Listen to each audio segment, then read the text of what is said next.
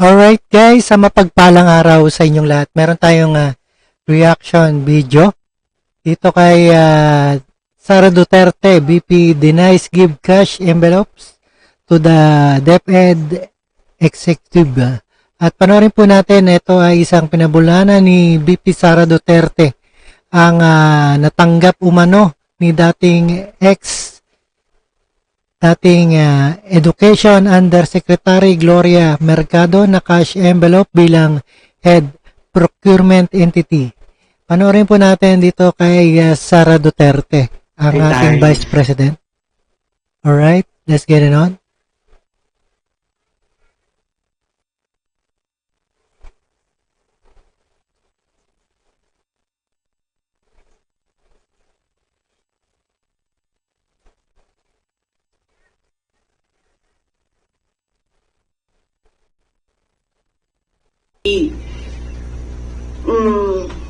Una niyang ginawa, well, hindi ko alam kung anong nauna, pero nakastrike to siya sa akin.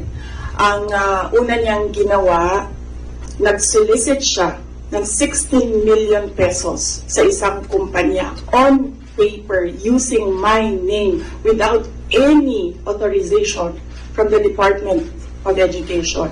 Bibigay ni JC sa inyo mamaya yung papel. Kalagay doon. Ayun. Pangalawa, noong nag-school visit ako sa Cebu, merong lumapit sa akin na teacher. Sabi niya sa akin, Inday Sara, masakit sa loob namin na mga teachers kami na nasa field. Tapos merong humahawak ng teacher items na wala dito sa aming probinsya o wala dito sa aming region. So, pinakwento ko siya. Iyon naman yung purpose ng aking mga school visits, diba, sa iba't ibang lugar ng bansa. Sabi ko, one-on-one tayo, kwento mo lahat sa akin. Ano? And then it turned out, ang HR mismo ng Department of Education, our Undersecretary, took a teacher item from Region 7, nilagay niya sa central office for a non-teaching task. Ginawa niyang executive assistant niya. Ang apelido nun, Villar. Meron niyang paper trail. So, nung bumalik ako sa central office, tinanong ko, totoo ba na meron tayong teacher item galing sa Region 7 na nandito sa atin?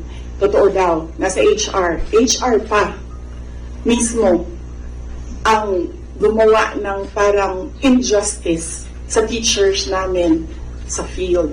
So on that second point, hindi ko na pinalampas. Sinabihan na siya na there is loss of trust and confidence. And you should go. And then she said na, pwede bang mag-retirement na lang ako instead na paalisin ninyo ako. Kasi ang tagal ko na, matanda na ako. And then sinabihan siya, okay, sige.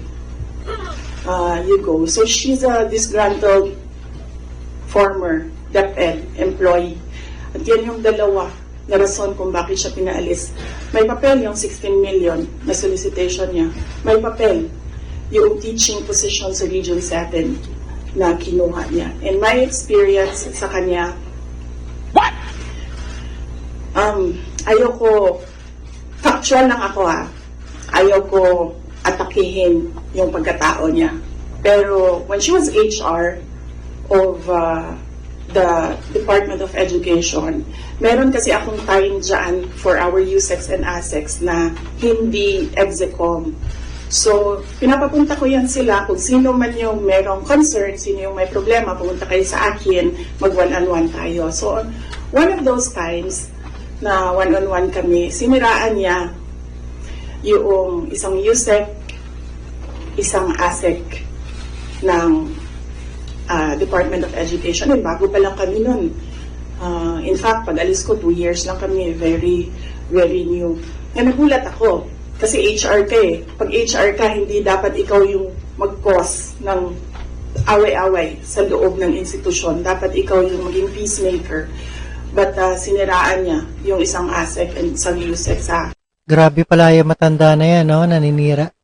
Dapat ang HR ay siya yung tiga pagsaway sa isang kumpanya. Sa akin mismo, na nagulat ako. Why attack the ASEC or the USEC sa kanilang pagkatao? Hindi naman trabaho. And then, ganun din ang ginawa niya.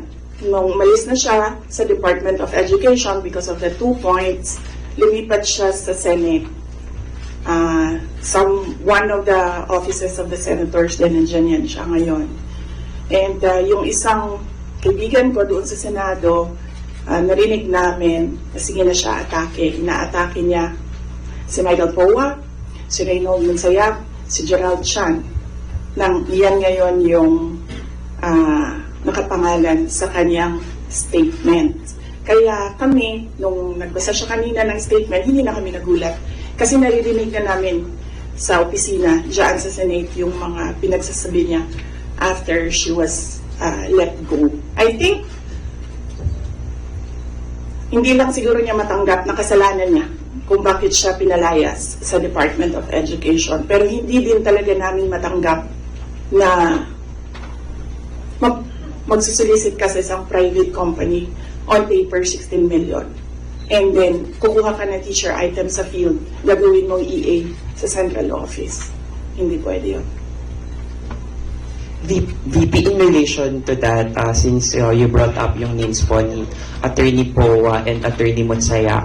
So, during the probe earlier, she said that yung reason daw kung bakit daw siya nilet go ng DepEd nyo po was that she disagreed daw with Attorney Monsayak's suggestion that leaders in the DepEd computerization program just discuss it among themselves to avoid field bidding.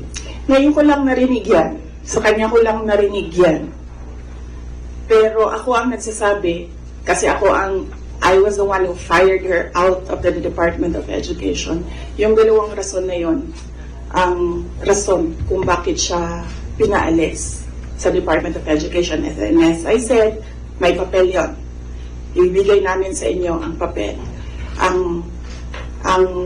Grabe kabulastugan pala ginawa niya ni Gloria Mercado dahil hindi matanggap ang kanyang pagkawala sa DepEd. HR record ni Villar nasa Department of Education din. In fact, hanggang ngayon si Villar nasa region kasi sinabihan niya yung region bago siya umalis na ilagay yan sa region, wag yan sa teaching position, pero that person is holding a teaching position. Alright guys, maraming salamat sa inyong panunod at pakinig dito kay Rob Trip, and see us again sa ating reaction video. And don't forget to subscribe this channel, and peace out.